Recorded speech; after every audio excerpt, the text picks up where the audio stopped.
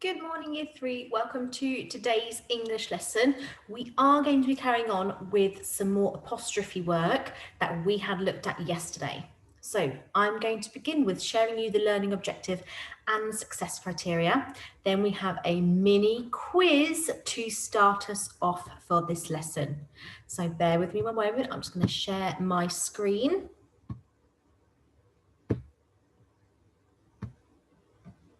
There we go. Hopefully you can all see that one.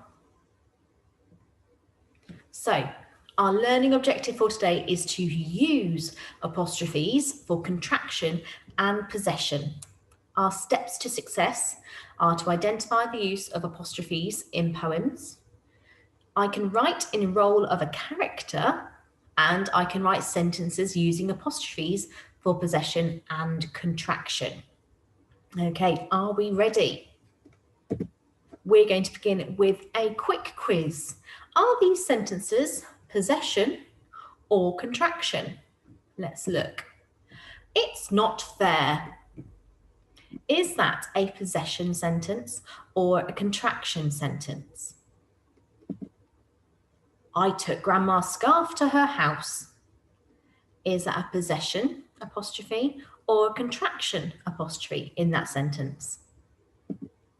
Philip's boots were covered in mud.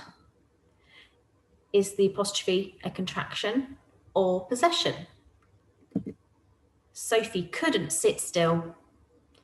Is the apostrophe possession or contraction? And lastly, the whale's song was beautiful.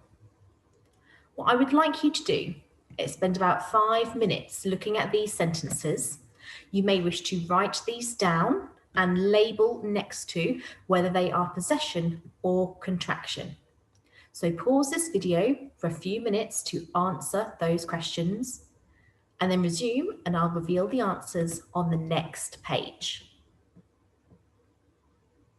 Okay, hopefully you should have answered those questions. Let's have a look at the answers. It's not fair. Is the apostrophe in it's showing possession or contraction? Now let's think about it again. It's. Does something belong to it? We've got two words there, not fair. They don't look like they belong to anybody. So it's a contraction. It's, what is it short for? It is short for it is. It is not fair. Look at the second question. I took Grandma's scarf to her house. Let's look at the apostrophe in grandma's. Grandma's scarf. Does the scarf belong to somebody? It does, so it's possession. The scarf belongs to grandma, so it's a possession apostrophe. Third one, Philip's boots were covered in mud. Let's look at it closely. Philip's boots. Okay, the boots belong to Philip, so it is possession. Sophie couldn't sit still. Looking closely at that apostrophe, is it showing me possession? Does something belong to couldn't? No, definitely not. It is short for could not. Sophie could not sit still, so it's contraction. And the last one, the whale's song was beautiful. Now look at where I've placed the apostrophe. Did that show me one thing or is it plural? If I'm talking about one whale or more than one whale, whales. The whale's song. So this is possession and it is plural. My apostrophe comes after the S in whales, which is a plural word. The song belongs to the whales. Okay, let's do it now. A quick recap of those different types of possessive apostrophes and when you might use them. So I'm going to show you the slides that we looked at yesterday, and I'm going to quickly talk through them before I go on to what you're doing today. So apostrophes can show possession. We can use an apostrophe to show ownership. Now let's introduce again Michael. What did he have with him? He had a torch. The torch is owned by Michael, so it is Michael's torch. We show ownership by adding an apostrophe S on the end of the owner. Michael, apostrophe S, Michael's torch. If the owning noun is already ending in S, you can still add an apostrophe S. Remember this girl, her name was Jess. The torch is owned by Jess. So we have, it is Jess's torch, adding an apostrophe S at the end. It looks very strange having 3 S's in a row there, doesn't it? But it works. Next, we show possession. If we are looking at plurals, so if the owning noun is plural, you don't add S, you just add an apostrophe. So we have, here are the birds. So S already end at birds. The seeds are for the birds. It is the bird's seed. So birds ends in S already. We just add an apostrophe, not an apostrophe S. And don't forget, we use apostrophes for another way as well, which is when we have a missing letter. We call that contraction. The apostrophe is in place where the letter or letters are left out. So don't feed the birds. Don't was short for do not. They wouldn't found food for themselves if you hadn't fed them. Would have, would have, hadn't, had not. So we're going to have a look at this poem. I'm going to read it out to you, and this poem is full of apostrophes. So what I would like you to do, as I am reading it out to you, I want you to make note of the words that have apostrophes in them, or if you've already done this and you've printed out the sheet with the poem on, you may then want to highlight over where the apostrophes are. So either note them down or highlight them. Everything ready? Let's go. Fork Week by Michael Rosen. You're going to lay the table. You go to the drawer to get the knives, forks and spoons. You find the forks, you find the spoons, but the knives, they're all gone. You look everywhere, the sink, the table, the draining board, but they're all gone. A few days later, it's the same. Only it's the spoons this time, and all the knives have come back. My brother, he's working it out. He says they take it in turns to disappear. It's all right, he says. We won't see another fork till Thursday. It's Fork Week. Okay. Peculiar poem, I think that one is. Quite nice. Does it rhyme?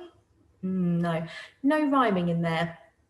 But we do have 3 stanzas. Remember, they're like paragraphs, but in poetry, 3 stanzas. Okay, so our focus today was apostrophes. So I'm hoping as I was reading that out, you got a chance to write some notes. If you didn't write down the words that contain apostrophes, pause the video now and you can have a go at doing that. Okay.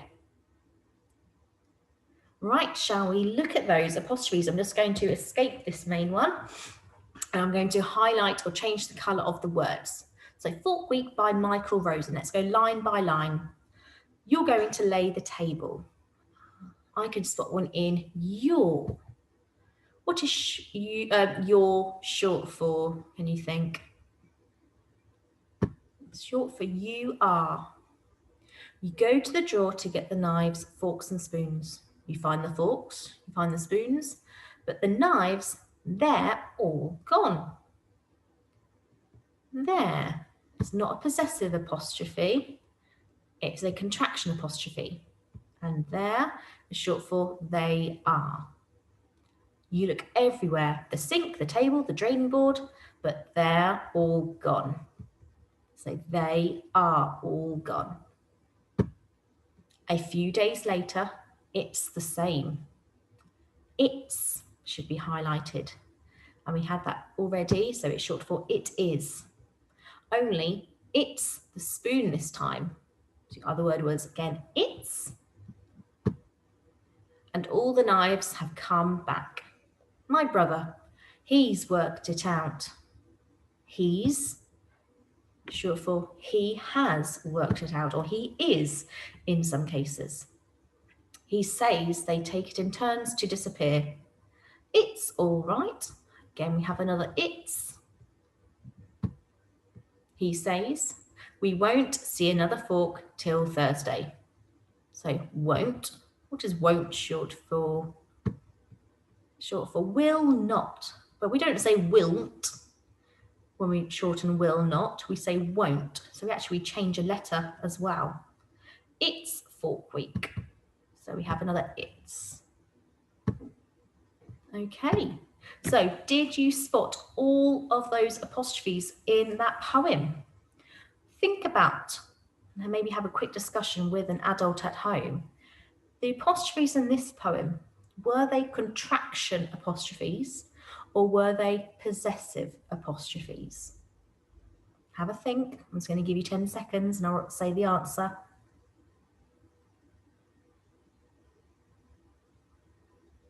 So the apostrophes in this poem were contraction ones because there were two words and they were being shortened and letters were being missed out. So what I'm going to do is now share with you a second poem. And this second poem is going to be our main focus for today, where we're going to be doing some writing from this one. It is called Dear Mum by Brian Patton. While you were out, a cup went and broke itself on purpose. A crack appeared in that old blue vase your great-granddad got from Mr. Ming.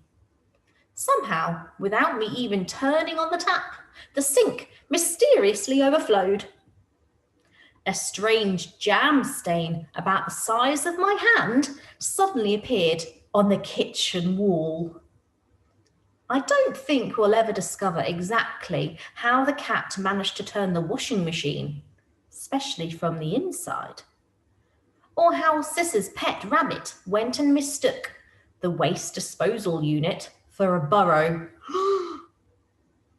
I can tell you, I was really scared when, as if by magic, a series of muddy footprints appeared on your new white carpet. Also, I know the canary looks grubby, but took ages and ages getting it out of the vacuum cleaner. I was being good, honest, but I think the house is haunted, so knowing you're going to have a fit, I've gone over to Gran's to lie low for a bit. Okay, so we have here a letter in poetry to this boy's mum. I'm assuming it's a boy, it might be a girl. So I'm just going to go through a couple of the vocab in this poem as well. We have a crack appeared in a blue vase your great-granddad got from Mr. Ming. Now this vase is probably from China because they had a Ming dynasty, which is like their royalty in China many years ago. And they do tend to be these lovely blue patterned vases. Okay, let's have a look at any more words that we're not sure of. Now we've got one here, a waste disposal unit. Now we don't get them, in the UK lot. They do have them in America, which is usually down their sinks. There would be like a waste disposal where you can actually pour food down the sink and they'll turn on a button. It sort of churns it all up and breaks all the food down so it can go down into your water. We just have bins. That's where we put our waste. So that's what a waste disposal unit is. And a burrow is what rabbits go down. That's their homes. They live in burrows. That doesn't sound nice, does it? A rabbit mistaking a waste disposal unit for a burrow. Ooh, what might happen to that rabbit? Okay, I can spot another word on here you might not know. I know the canary looks grubby. So something looks grubby. No, canary is a noun. A canary is a bird, a bit like a budgie. It's a tiny bird that you might have in a cage, usually yellow. And it looks grubby because it's been in the vacuum cleaner, so your hoovers. And I think another word you might not know is haunted. So when something is spooky, you might have ghosts in your house being haunted. which I think is a really good choice of word here, because he's trying to blame everything that's going on in this house, all the bad things that have happened, on the house being haunted. So it couldn't possibly be the boy. However, I want you to imagine being this boy's mum or girl's mum. What do you think she would have said to him or her? How do you think mum would have reacted? So I'm going to give you a few minutes thinking time. I want you to then pause the video in a moment. Use the sentence stem to think about it. I think mum would say, so have a think, pause the video. Okay, hopefully you all had a think about what mum would be saying. Unfortunately, I can't hear you from my house at the moment, unlike we would be doing in class. So you'll have to email me some of your responses. But this is what I thought a mum might say. I've got an angry mum in the corner here. Grandad's Ming vase didn't break by itself, did it? I think mum would be very suspicious how that vase broke. And my second thought, the sink can't overflow if you didn't touch the tap. Well, that's true though, isn't it? If we don't touch taps in the kitchen, the water can't turn on. So how did it overflow? So I can see mum, and I can think about how mum might be responding to this poem. She's going to be very suspicious of the boy or the girl. So what I would like you to do is to add some sentences mum might have said to the boy about what he has been doing. So I've done the top one for you. I said, while you were out, a cup went and broke itself on purpose. So I've added a sentence, what mum might have said. It was dad's cup and it didn't just break all by itself, did it? For every sentence that you write, when you're in character of mum, I want you to use at least one apostrophe. Now, I've demonstrated 2 apostrophes in that sentence.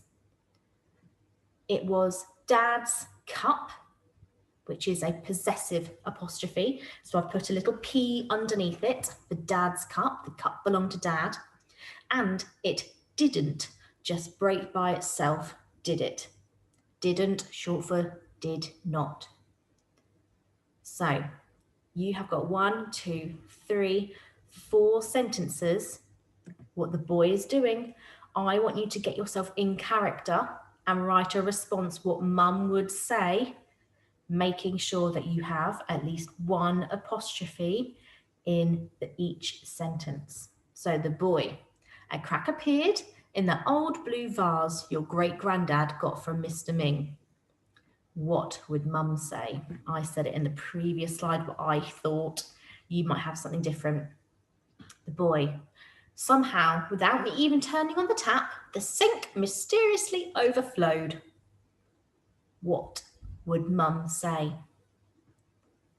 Boy, a strange jam stain about the size of my hand suddenly appeared on the kitchen wall. I don't think mum would be happy. What do you think mum has said? And the last one, I can tell you, I was really scared when, as if by magic, a series of muddy footprints appeared on your new white carpet. I think mum might be furious at that one. What did mum say? Do not forget your apostrophes in each sentence.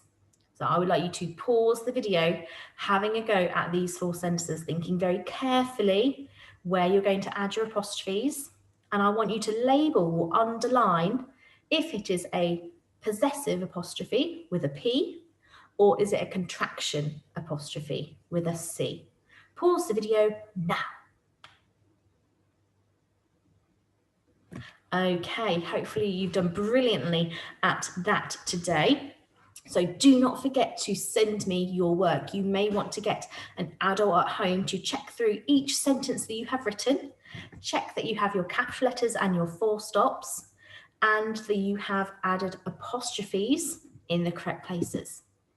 So think about how you have done your self-assessment. Did you identify the apostrophes in the poem that I read out? Did you write in role of the character? Were you mum when you were writing? And did you write sentences using apostrophes for procession and contraction?